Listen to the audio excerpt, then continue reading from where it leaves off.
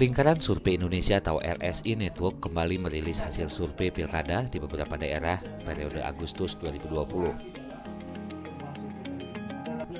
Dalam rilis yang digelar di salah satu hotel berbintang di Kota Manado, peneliti senior LSI, Ikrama, menyebut bahwa Pilkada Solo telah selesai digelar dan putra Presiden Joko Widodo, Gibran Rakabuming Raka, menang sebelum pilkada tersebut digelar pada Desember 2020 mendatang.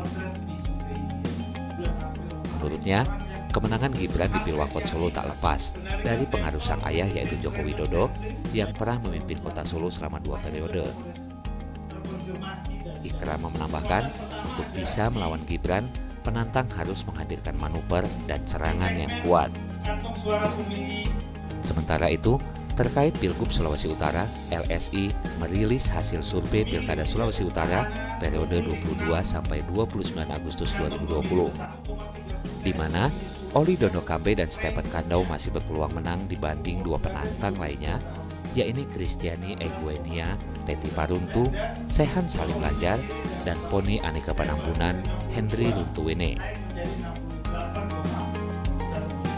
Hasil konferensi pers ini ya, hasil survei terbaru LSI kita melihat bahwa pasca April survei sebelumnya ke Agustus ini semua kandidat ada eskalasi dukungan ya, di mana sebelumnya Pak Oli Stephen yang sebelumnya 62 menjadi 68%, kemudian Bu Foni Panembunan yang sebelumnya 3% menjadi 7%, dan Bu Teti Pak Sehan yang sebelumnya 9 menjadi 14%. Tapi kalau kita lihat dari data ini, elektabilitas masing-masing kandidat setelah kita lihat dari 4 kantong pemilih memang skornya 6-0 ya, di mana kandidat petahana unggul di 6 segmen utama ya. Pertama di segmen pemilih emak-emak atau mereka yang perempuan dan berprofesi sebagai ibu rumah tangga, di sini unggul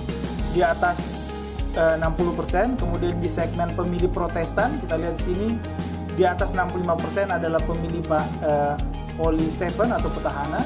Begitu juga di pemilih Muslim di atas 60% mendukung ODSK, dan juga ada di pemilih kaum terpelajar dan di 3 etnis besar yaitu Minahasa, Bola Mongondo, dan Sangihe.